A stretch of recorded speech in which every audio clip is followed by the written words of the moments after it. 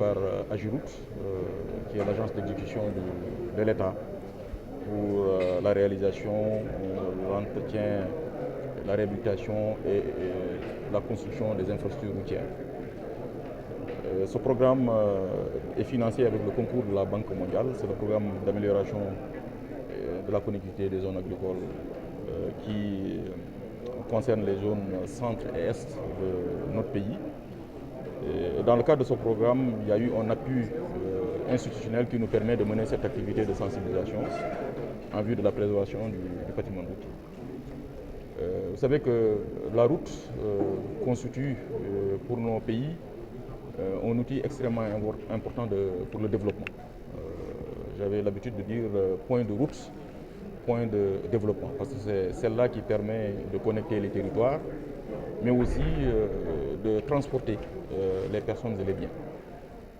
Nous échangeons avec les pays limitrophes parce qu'il y a des corridors qui sont en état, et les personnes au niveau de notre territoire se déplacent parce qu'il y a des routes qui leur permettent justement de se mouvoir dans des conditions de sécurité et en tout cas assurées. Nous lançons cette campagne pour sensibiliser l'ensemble des populations du Sénégal, mais aussi l'ensemble des acteurs de transport, les collectivités territoriales, parce que dans ce programme, il s'agit non seulement de sensibiliser sur le contrôle de la charge à l'essieu qui a démarré dans notre pays depuis 2012 avec le concessionnaire Afrique, mais aussi de lutter contre l'occupation anarchique de la voie routière. Le réseau routier est classé. Vous savez, quand vous êtes dans une forêt classée, si vous coupez un arbre, vous allez directement en prison. Ici, la route est classée, mais on voit qu'elle est agressée de toutes parts. Et ça doit s'arrêter. Parce qu'une route, c'est la chaussée, mais aussi ses emprises. Parce que c'est ces emprises qui permettent aux usagers d'avoir une certaine visibilité, d'être en sécurité quand ils sont sur la route. Mais aussi, ces emprises permettent de faire passer les réseaux de concessionnaires, les réseaux d'eau, les réseaux de téléphone, mais aussi tout ce qui est réseau électrique. Au-delà de ces réseaux, cette emprise permet justement d'installer d'autres équipements comme des stations de pesage avec un processus qui permet à l'agence de gestion qui est gestionnaire du réseau de valider justement les dossiers qui lui sont présentés. Mais on constate aujourd'hui que pour ce qui est des réseaux de concessionnaires, les routes sont coupées, les réparations ne sont pas bien faites et ça constitue une source de dégradation prématurée. L'autre aspect, c'est que des installations sont mises sur la route, soit par des concessionnaires, soit par des citoyens tout court, sans autorisation. Et cela contribue à dégrader justement l'infrastructure. C'est cela que nous voulons arrêter, mais nous commençons par la sensibilisation.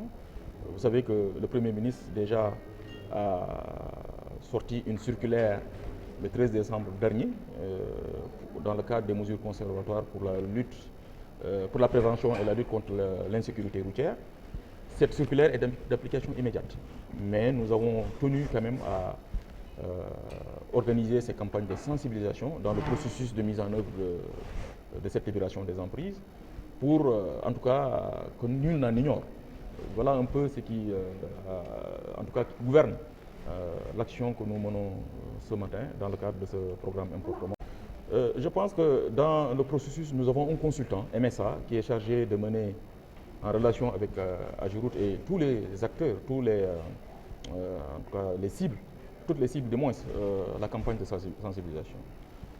D'abord à l'endroit des services étatiques, parce qu'aujourd'hui personne n'occupe une emprise routière, en tout cas dans le cadre de l'habitat, sans avoir l'autorisation d'une structure de l'État, que ce soit au niveau du ministère de l'urbanisme ou des services des impôts et domaines. Je pense qu'il y a des procédures qui sont mises en place. Tout le monde doit veiller au respect de ces procédures pour qu'on permette en tout cas l'organisation de l'espace routier. L'autre aspect, c'est les collectivités territoriales. Nous rappelons que toute route classée passe dans un territoire. Mais toute section qui passe dans un territoire, en tout cas, je veux dire, toute section de route classée qui passe dans un territoire fait partie intégrante de cette route et est gérée par l'État central à travers Agirout. Donc, les collectivités locales ne peuvent pas donner des autorisations d'installation sur ces axes sans recueillir l'avis de, en tout cas, Ageroute, qui est le gestionnaire du réseau. Et c'est important qu'il soit sensibilisé, en tout cas, sur ces questions-là. L'autre aspect, c'est les populations, les riverains. Parce que vous habitez à côté d'une route, cela ne vous donne pas le droit de mettre des installations qui sont en dehors des limites de votre concession.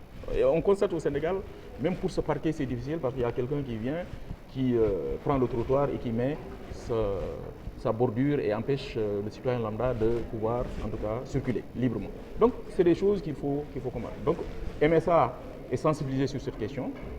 Il y a un plan d'action qui a été élaboré par justement le cabinet et les activités vont se dérouler en tout cas durant le projet pour permettre de toucher le maximum de cibles et toutes les populations du Sénégal, nous appliquerons les mesures qui nous ont été confiées et qui sont conformes à la loi. Ça, c'est des instructions que nous avons reçues des plus hautes autorités d'aller vers l'application rigoureuse, en tout cas des décisions, soit qui sont issues des états généraux des transports publics, ou bien des circulaires primatorales ou des décisions issues des conseils ou conseils interministériels. Donc nous allons en tout cas, nous, en ce qui nous concerne, aller avec l'ensemble des parties prenantes du côté de l'État, les forces de défense et de sécurité, le ministère de la Justice, faire en sorte que les lois et règlements soient respectés, en tout cas dans l'emprise routière. Non, d'abord parce qu'il y a eu une certaine synergie qui a été mise en place entre les services de l'État. Le ministère avec les forces de défense et de sécurité, à chaque fois qu'il y a des événements de ce genre, nous travaillons en parfaite symbiose de façon à coordonner nos actions. Vous avez constaté que lors du dernier événement, je pense que c'était la Tabaski et l'événement de Popenguine, il y a eu des actions qui ont été ciblées et menées, en tout cas pour permettre aux populations de se mouvoir en toute sécurité. L'ouverture de la section autoroutière pendant la période, mais aussi le jalonnement, la surveillance par vidéo, même si nous travaillons encore pour que les décrets d'application sortent pour permettre justement d'aller vers l'application de la vidéo-verbalisation. Et on va y arriver. Il y a tout un processus qui est en cours pour davantage renforcer ces dispositifs-là. Et ça a contribué effectivement à réduire les accidents sur la route. L'autre aspect, c'est qu'il y a eu quand même des campagnes de sensibilisation réalisées par l'Agence nationale de la sécurité routière, mais aussi par nos projets. Parce que dans tous nos projets, il y a des volets de sensibilisation sur la sécurité routière, il y a des volets en tout cas qui aident à toucher le maximum de populations pour qu'ils comprennent en tout cas les enjeux de la sécurité routière. Salam alaikum, je suis Pape Mamadou Ndiaye, secrétaire général syndicat des acteurs du transport national et transnational, SATRANS. En même temps, je suis le président Société coopérative des groupeurs interurbains internationaux. Ce que je veux dire, c'est volonté État. Depuis 1960, l'État est responsable pour gérer l'Askan. Amul. Les politiciens sont fi nek. Nous, en tant que transporteurs, di daw Dakar Bamako, route bi li ci nek lepp ñoko gëna xam ñom ñi di tok. Chaque fin du mois ñun dañuy tourner ak suñu auto def frontière yépp c'est à gauche mu ëppee à gauche te doo ko sañ a daj nga ñëw port peser ba pare nga génn demaat fi la ñun la lii nga chargé fii dafa ëpp soit dañ lay délaissé léegi pourquoi bu fekkee da ngeen a bëgg a sàmm patrimoine route bi li muy génne ci biir port daw ba Mbour ci route nationale bi wala mu jaar ko ci autoroute à péage bi xanaa kon moom dafa nekkul dafay dégrader route kon ñu ngi ñaan état lii directeur di wax ñun bu ñuy wax ñun bu leen ñu ko wax c'est que yéen loolu ngeen mën a xam parce que xamu leen li ci nekk ci biir mais ñun ñoo leen gën a bëgg moyen surcharge parce que man sama oto man mi di wax yéen samay oto amul benn oto bu may pont bi di jàpp parce que chargé tuma poids bugguma ko ay conteneurs oyof laa yëpp parce que Mali bi ma jëm amul yoon kon ñun route bi ñu am ku si ne au niveau de Sénégal dañ koy sauvegarder ñun ñoo leen ko gën a bëgg mais affaire bi du question de politique à chaque fois dañ ñëw ay réunion bu ñu ñëwee ñu jël télé bi dem ñu changer rien tey bu ngeen jaalee route nationale numéro 1 verticale horizontale yi nekk si yoon yëpp dara amu fi guddi doo booy dawal boo mënta dawal da ngay taxaw accident yi ngeen di dégg yëpp te chaque fois dañ koy sensibiliser di ko envoyer suñu ay tutelle mais du jàll politicien bi lañ fi war a arrêté en tout cas ñun on était tellement d'accord ci atelier bi d'accord nañ ci li ñuy def ñu ngi bëgg ñu accompagner ñu ànd ak ñun ci loolu mais l'essentiel nañ bàyyi politicien yi salaamaaleykum wa rahmatulah